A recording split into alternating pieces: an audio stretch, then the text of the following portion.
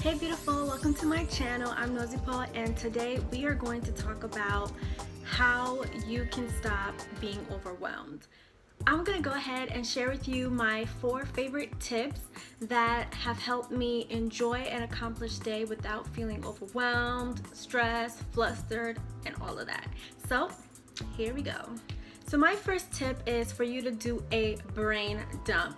Now this is golden. So a lot of times you have all of these things in your head, so things that you've got to do, things that you want to do, things that you feel like you should be doing, and all that kind of stuff is in your head at the same time, and you feel like you have to do everything at the same time, and of course that can make you feel overwhelmed, and that's usually how I get overwhelmed. I usually think that there's so many things that I have to do and I need to do them now, like there's no other option. And so I do a brain dump, and how you do that is you take all of that's in your head and you go ahead and put it down on paper.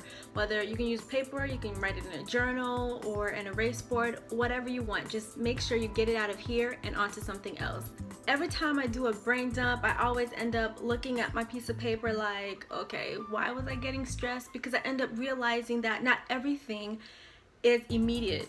And I feel so relieved to have everything out of my mind and onto something else. So now I don't have to keep thinking about it every single day in order for me to remember it. So I know that, okay, I've written it down, so I don't have to stress about it. So after you do the brain dump, you want to go ahead and also now figure out what certain things need to be done now, what can wait for next week, for next month, and that kind of thing. So after you've written everything that's in your mind onto paper, then you can go ahead and start setting a timeline for when you need to get each thing done.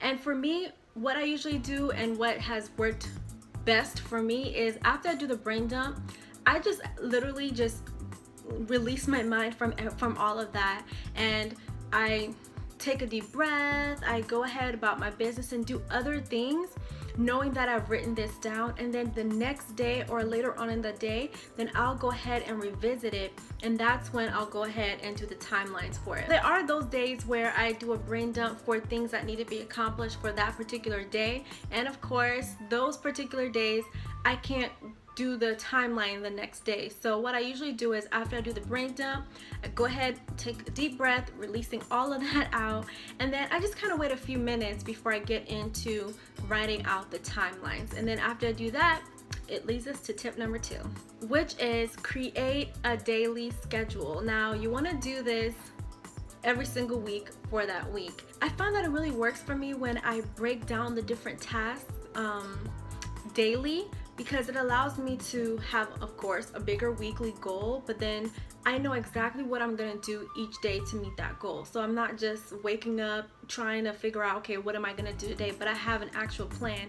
And you want to be really, really strategic with this. You want to be able to have every single moment of the day accounted for. From the moment that you wake up to the moment that you go to sleep, you want to make sure that every single minute is accounted for. So, I mean, everything from work, cooking, or running errands, or everything that you need to do for that day, make sure that it has a time slot. When I don't do this, I literally will wake up in the morning and start doing random things that have absolutely nothing to do with my overall goal or the things that I need to achieve for that day. So that's where I end up procrastinating, or I'll spend too much time on one thing, or I really don't have a plan, and I'm just not a wing it type of girl. But when you create your schedule, you're only focusing on what you need to do for that particular day. So you're not focusing on what you need to do tomorrow or next week, but you know that, okay, for me to be able to get everything done, all I gotta do is just do this right here. So you don't have to worry about all this other stuff, and you can just block it out. So listen, it works. It works. So yeah, try it if you like. The third tip is you want to be able to take time every day to pray and to meditate and to be in a place of stillness and to be available to listen. Now, for me, I prefer doing this in the morning, first thing when I get up. I change it up a bit. Sometimes, obviously I'll read my Bible every single day, and I might listen to music, write in my journal. I try to change it up because I get bored easy sometimes doing the same thing as a routine. My goal at that time is to be in a place of stillness, understanding what it is that maybe God might be wanting to show you, what you need to do for that particular day, to connect with Him, to just to release yourself from your own burdens and to be in a place of receiving. That's super important. And then number 4 is my favorite, and this is to schedule me time. I love me time. Do you love me time? I love me time. And you want to do this every single day. And even if you think that you don't have time for me time, you have time. And you'll probably find that you have more time once you set a schedule. Trust me, even 10 minutes of time dedicated to you every day, if you do it right, can literally feel like you've had an hour to yourself. I usually like to, in the evening sometimes, have a bubble bath with candles. That's my favorite. It actually is really, really relaxing. I mentioned before I like to take walks, take naps. Speaking of taking a nap, I love watching YouTube. Like, yeah, YouTube is like a stress reliever for me. So I watch like family vlogs and things like that. Oh, another thing, I love going out with friends. So you can go out to dinner with friends, have laughs, do all of that. So yeah, it's endless. Whatever it is that you enjoy, make sure you do it every single day if you can. But at the end of the day, giving yourself me time is a way for you to replenish yourself. When you feel rejuvenated, you're able to give to others even more. You're able to it's not like you're running out of supply and then you're just trying to meet everybody else's needs and not your own. You need to take care of yourself.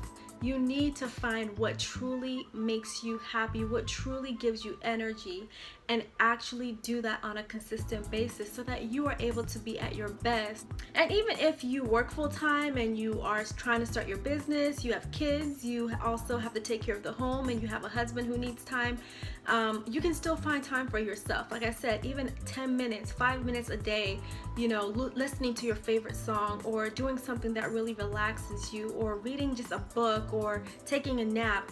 Anything can literally just give you more momentum to be able to tackle the day without being overwhelmed. You'll be more relaxed, you'll be more happy, you'll be much happier. Make sure you try that, girl. And there you go, 4 ways to help you stop being overwhelmed. And if you've ever tried any of these and they've worked for you, let me know in the comments. Let me know.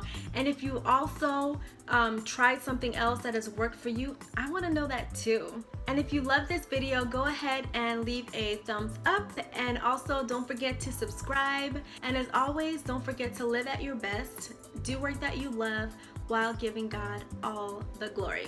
All right, I'll talk to you later. Bye. And if there's something that you've tried that has helped you get overwhelmed, no. And if you love this video,